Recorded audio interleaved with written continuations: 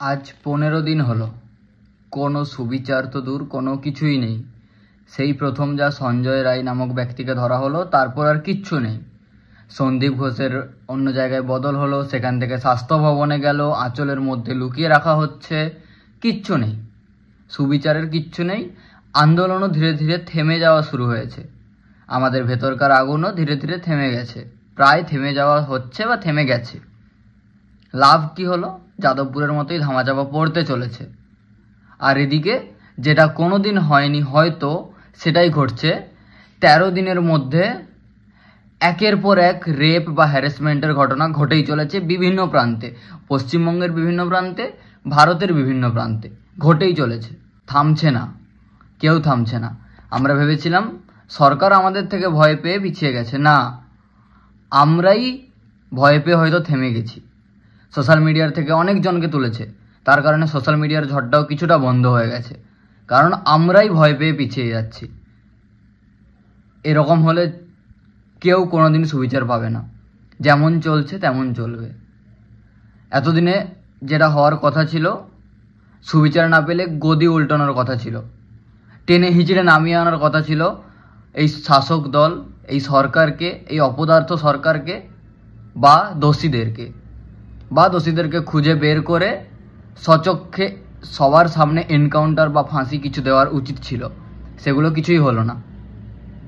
কোথাও গিয়ে আমাদের যে আন্দোলন, সেই আন্দোলনও মানে শক্তি হারিয়ে ফেলছে। জানি না এরপর কি হবে, সত্যি কেউ কিছুই জানি না এরপর কি হবে। বিভিন্ন পর্যায়ের মানুষ, বিভিন্ন পেশার মানুষ একসাথে এসে মিছিল করছে।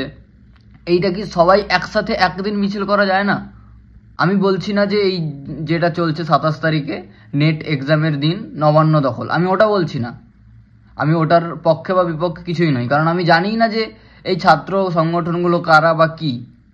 বাট কখনো যারা উকিল তাদের একটা দল, কখনো ডাক্তারদের দল, কখনো সঙ্গীত শিল্পীদের দল, কখনো সিনেমা আর্টিস্টদের দল, কখনো আমাদের কন্টেন্ট ক্রিয়েটার যারা আছে তাদের দল, এই যে একটা খাপছাড়া মিছিলে হচ্ছে, আন্দোলনে বেরোচ্ছে, দিনের পর দিন হচ্ছে, এটা কি সবার একসঙ্গে করা উচিত নয়?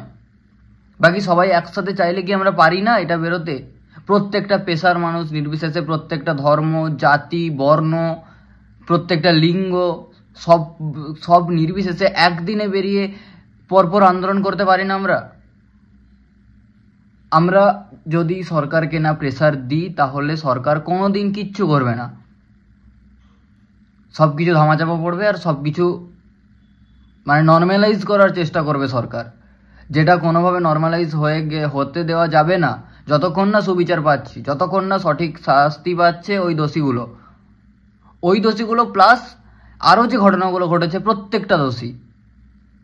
পারি না আমরা? কোথাও গিয়ে সবাই, অনেকে আবার বাংলাদেশের সাথে তুলনা করছে যে বাংলাদেশের মতো হলে তারপর হয়তো হবে কিভাবে? তাদের কোনো পলিটিক্যাল পার্টি ছিল না, তারা পুরো পলিটিক্যাল পার্টিটাকে উল্টে দিল শুধুমাত্র স্টুডেন্টদের পাওয়ারে, শুধুমাত্র ছাত্রছাত্রীদের পাওয়ারে তারা উল্টে দিল, কারণ তাদের মধ্যে সেই ক্ষমতা, সেই জেদ, সেই রাগগুলো ছিল। আমাদের মধ্যে রাগ থাকে, একদিন থাকে, দুদিন থাকে, এক সপ্তাহ থাকে, বাট এই তো 15 দিন হয়ে গেল, 15 দিন যাওয়ার পরে সবাই নিভে যায়। জাস্ট রাগগুলো কোথায় উবে যায় তাও জানি না, বাট নিজেদের কর্মে ব্যস্ত হয়ে যায়। এতে লাভ কি হয়? সরকার যেমন চলে, আরও একটার জায়গায় কোনো দিন 2টো করে ঘটনা ঘটায় দোষীরা। এটাই তো হচ্ছে পুরো পশ্চিমবঙ্গ তথা ভারত, আমাদের দেশ, এটাই হচ্ছে। এরকম হলে কিন্তু সুবিচার পাওয়া মুশকিল, অসম্ভব। এরকম হলে হবে না। এরকম হলে সুবিচার তো দূর, আবারও চাপা পড়বে, এই ঘটনাটাও হয়তো চাপা পড়বে। আমি এর আগে কোনোদিন হয়তো শব্দটা ইউজ করে সংশয় প্রকাশ করিনি, কারণ ভেবেছিলাম যে আমাদের ক্ষমতা আছে, আমরা দোষীদের খুঁজে বের করতে সরকারকে প্রেসার দিতে পারবো, রাজ্য পুলিশকে প্রেসার দিতে পারবো, প্রশাসনকে প্রেসার দিতে পারবো, আইনকে প্রেসার দিতে পারবো। বাট এখন কোথাও গিয়ে মনে হচ্ছে যে না, আমাদের মধ্যে সেই ক্ষমতা বা আমাদের মধ্যে সেই রাগ, জেদ, সেইগুলো নেই, থেমে গেছে। কি কারণে হলো এটা, কেন হচ্ছে এটা জানি না। আমাদের রাগটারও বাড়া উচিত ছিল, কারণ প্রত্যেকটা দিন, ওই দিনটার পরে 8 তারিখ 9 তারিখের পরে প্রত্যেকটা দিন 12, 13, এমনকি স্বাধীনতা দিবস 15ই আগস্ট, সেই দিনও ঘটনা ঘটছে।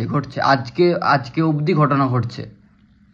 এই রাগগুলো আমাদের আরও বাড়ানোর কথা ছিল, আগুন জ্বালানোর কথা ছিল, কিন্তু আমরা সেই নিজেদের ভেতরকার আগুন, সমস্ত রাগ জেদ সমস্ত কিছু বন্ধ করে দিলাম।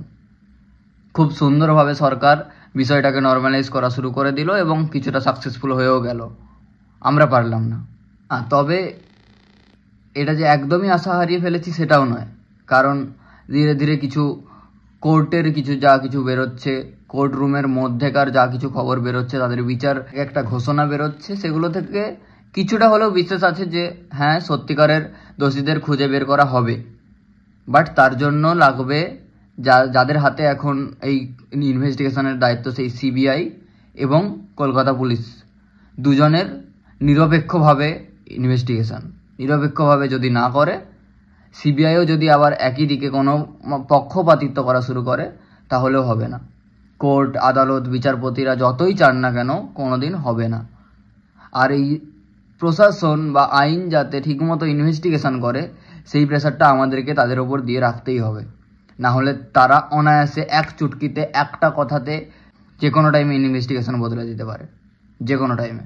আর সোশ্যাল মিডিয়াতে অনেক কিছু ঘটছে, অনেক কিছু চলছে, সবাই বিষয়টাকে একদিক থেকে আরেক দিকে ঘোরাতে ব্যস্ত থাকছে। সেটা না করতে দেওয়া বা করা একদমই যাবে না। যেমন এই ছাত্র আন্দোলন বা নবান্ন দখল, এটা কারা করছে জানি না, বাট কোনো উদ্দেশ্যে হয়তো করছে। এখন দেখতে পাচ্ছি অনেক জায়গাতে, অনেক ভ্যান সহ, গাড়ি সহ পুলিশ লাইন দিয়ে দাঁড়িয়ে আছে। একটা দিকে ভালো, যাতে না কোনো সমস্যা হয়। বাট যেটা করে পুলিশ, যেখানে সমস্যা হচ্ছে বা যারা সমস্যা করছে, একসঙ্গে দলে বেঁধে তাদেরকে কিছু বলে না। যেখানে শান্তিপূর্ণ প্রোটেস্ট হয়, তাদেরকে তুলে নিয়ে চলে যায়। যেটা কোর্ট থেকেও বলা হয়েছে যে যেন না যারা শান্তিপূর্ণ আন্দোলন করছে তাদের কিছু যেন না করা হয়, তাদেরকে যেন শান্তিপূর্ণ আন্দোলনে কোনো ব্যাঘাত ঘটানো না হয়। বাট পুলিশ বারবার সেটাই করে। দেখা যাবে 27 তারিখ কী ঘটে, সেটাও একটা ব্যাপার। আর সোশ্যাল মিডিয়াতে যে আরেকটা পোস্ট বা সোশ্যাল মিডিয়াতে দেখছিলাম যে ওই দিদিটার প্রেমিক বা যার সঙ্গে বিয়ে হওয়ার কথা ছিল, সে কেন কিছু বলছে না। ভাই, সবাইকে যে সোশ্যাল মিডিয়াতে এসেই বক্তৃতা রাখতে হবে এরকম কোনো কথা নয়। সে হয়তো তার মতো কিছু করছে যেটা আমরা জানি না, বাট সে যে লড়ছে না সেটা নয়, বা সে লড়ছে না দেখে আমি যে লড়বো না সেটা নয়। এটা কোনো পক্ষপাতিত্বের আন্দোলন নয়, এটা কোনো কারোর বিরুদ্ধে, পার্টিকুলার একজনের বিরুদ্ধে আন্দোলন নয়। এটা সিস্টেমের বিরুদ্ধে আন্দোলন, এটা এই সমস্ত মানসিকতার বিরুদ্ধে আন্দোলন, এই সমস্ত পাশবিক মানুষদের বিরুদ্ধে আন্দোলন। সেটা মাথায় রাখা উচিত। তাই কাউন্টার অ্যাটাক, পয়েন্ট আউট করা, এইসব ছাড়ো, নিজে কি করতে পারো সেটা দেখো, নিজে আন্দোলন কি করে করতে পারো সেটা দেখো, নিজে এই মানসিকতাটাকে আগে চেঞ্জ করো। যদি তোমার মধ্যে এই মানসিকতাগুলো থাকে, সেগুলোকে চেঞ্জ করে সেগুলো থেকে বেরিয়ে এসে এই মানসিকতার বিরুদ্ধে আন্দোলন করো। আর আন্দোলনটা করো, না হলে বিচার হবে না, না হলে সুবিচারও হবে না। আন্দোলন করো।